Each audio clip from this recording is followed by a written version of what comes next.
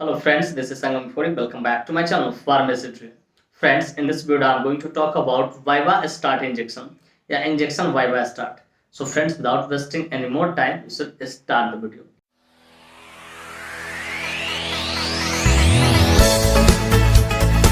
Friends, यह video न सिर्फ जानकारी के उद्देश्य से बनाया है। इस वीडियो को देखने के बाद कोई भी मेडिसिन, कोई भी इंजेक्शन आप खुद से इस्तेमाल ना करें, कतई सेल्फ मेडिकेशन ना करें। Friends, actually I don't support self medication at all. So before taking or using any medicine or injection, you must consult your doctor. कि कोई भी दवा या इंजेक्शन लेने से पहले या इस्तेमाल करने से पहले या परचेज करने से पहले आप अपने डॉक्टर से एक बार जरूर कंसल्ट करें। तो फ्रेंड्स, चलिए वीडियो की शुरुआत करते हैं। फ्रेंड्स, आज का हमारा टॉपिक है viva start injection. Friends, viva start injection एक बहुत ही शानदार, बहुत ही प्रसिद्ध प्रिस्क्रिप्शन इंजेक्शन है, जिसका इस्तेमाल खासकर इमरजेंसी कंडीशन में आईसीयू में इस्तेमाल किया था और यह इंजेक्शन पूरी तरह से डॉक्टर के सुपरविजन में इस्तेमाल किया जाता है। इस इंजेक्शन का इस्तेमाल ब्लड क्लॉट्स को ठीक करने के लिए किया जाता है या उसे ब्रेक डाउन करने के लिए किया जाता है।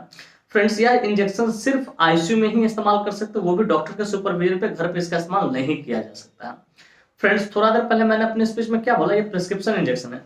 चलिए जरा इसे क्लियर करता हूँ। डियर व्यूअर्स, प्रिस्क्रिप्शन इंजेक्शन कहने का अर्थ होता है कोई भी वैसा इंजेक्शन जिसे परचेज करने के लिए, खरीदने के लिए कहीं ना कहीं हमें डॉक्टर की प्रिस्क्रिप्शन की जरूरत हो, उसे हम लोग क्या बोलते हैं, प्रिस्क्रिप्शन इंजेक्शन बोलते हैं।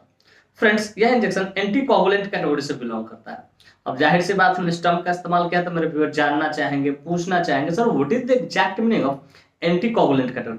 तो डियर व्यूअर्स, एंटीकोगुलेंट कैटेगरी कहने का अर्थ कोई भी वैसा इंजेक्शन चाहे मेडिसिन जो ब्लड क्लॉट को तोड़ने का काम करे या ब्लड को पतला करने का काम करे, ठीक है, ब्लड को थीन करने का काम करे। अगर ब्लड किसी का थिक हो गया हो, ठीक है, गाढ़ा हो गया, तो उसको पतला करने का काम करे या ब्लड क्लॉट को क्या करे, तोड़ने का काम करे, तो वैसे सारे मेडिसिन इंजेक्शन को हम लोग क्या बोलते हैं, एंटीकोगुलेंट कैटेगरी का मेडिसिन या इंजेक्शन बोलते हैं।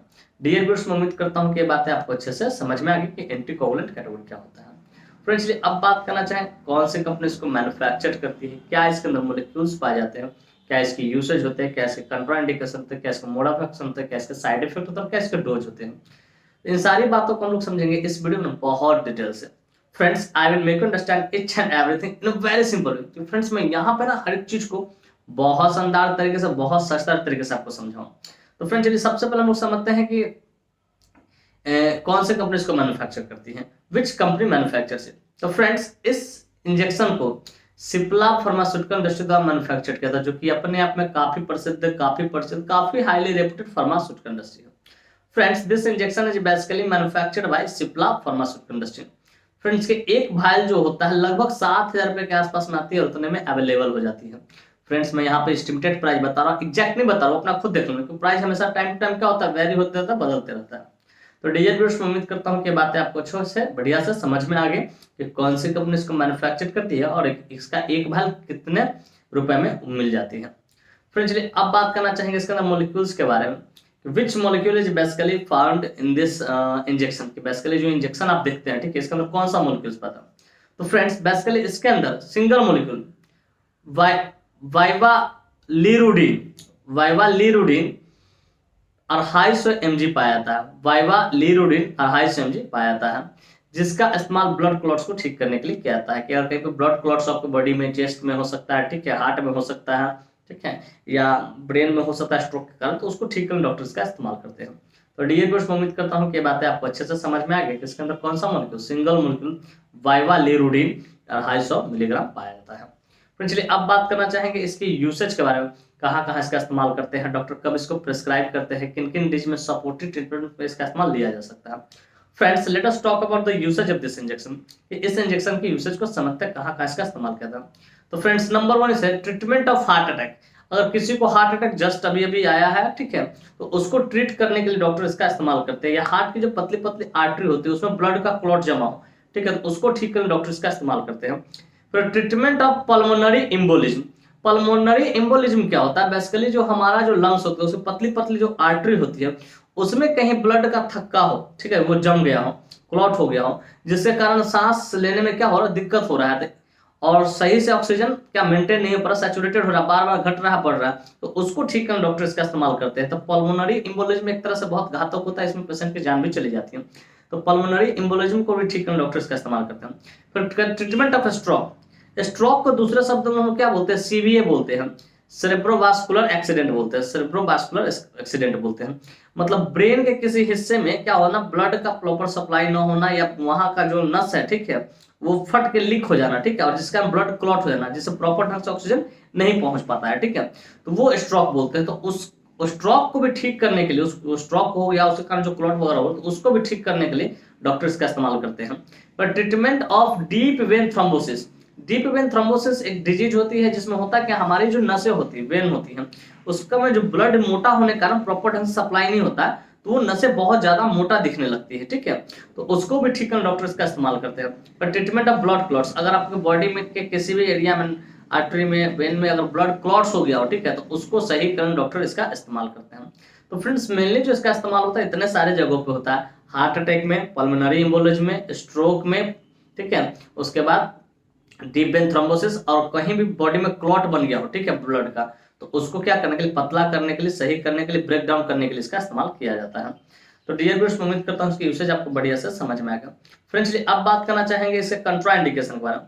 Friends without knowing contraindication we should never ever administer any injection to anyone.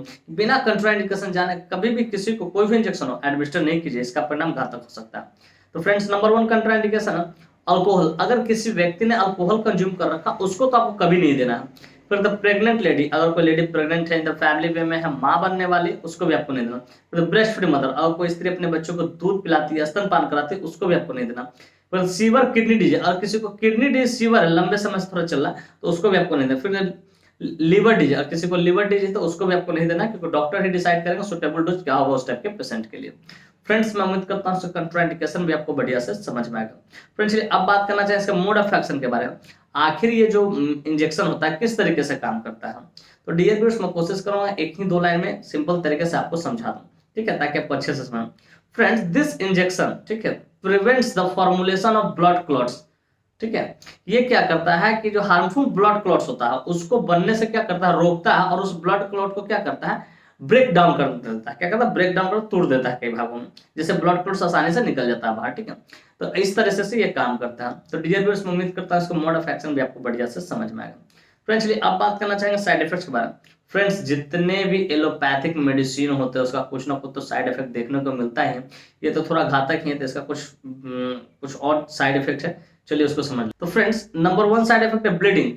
यहाँ ब्लीडिंग होना चालू हो सकता है, नाक से कान से कभी ब्लीड भी हो सकते हैं, ब्लीडिंग आना चालू हो सकता है, ब्लीडिंग डिसऑर्डर की शिकायतों से।